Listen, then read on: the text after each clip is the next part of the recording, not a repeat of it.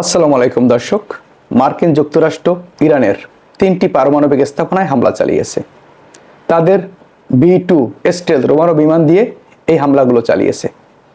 এতে মার্কিন যুক্তরাষ্ট্রের 6টি রোমারো বিমান অংশ নেয় এবং 12টি বাংকার ব্লাস্টার বোমা ফেলেছে 3টি পারমাণবিক স্থাপনায়। এছাড়াও মার্কিন যুক্তরাষ্ট্রের নৌবাহিনীর সাবমেরিন থেকে 30টি ক্ষেপণাস্ত্র ছড়িয়েছে নাতানস এবং ইস্পাহান পারমাণবিক স্থাপনায়। মার্কিন প্রেসিডেন্ট ডোনাল্ড ট্রাম্প দাবি করেছেন এই হামলা সফল হয়েছে এবং তাদের পারমাণবিক স্থাপনাগুলো ধ্বংস হয়েছে। এই হামলার পরপরই ইরান পাল্টা ক্ষেপণাস্ত্র হামলা করেছে। প্রায় 30টি ক্ষেপণাস্ত্র ছুড়েছে ইরান। এর মধ্যে 10টি ইসরায়েলি বিভিন্ন স্থাপনায় আঘাত এনেছে এবং বিভিন্ন অঞ্চল ধ্বংস হয়েছে। তবে বাকিগুলো কোথায় আঘাত করেছে এখন পর্যন্ত জানা যায়নি।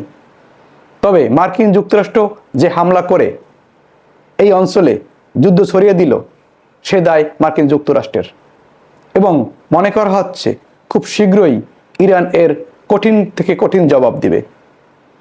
এবং এই মুহূর্তে সমস্ত মুসলিম দেশগুলো যদি এক না হতে পারে তাহলে ইরান টিকে থাকতে পারবে না। এখনো মুসলিম বিশ্ব এক হও, ইরানের পাশে দাঁড়াও, না হলে এরপরে তোমাদের পালাও হবে। সংবাদটি প্রকাশিত হয়েছে দৈনিক যুগান্তর পত্রিকা এবং কালবেলা পত্রিকায়।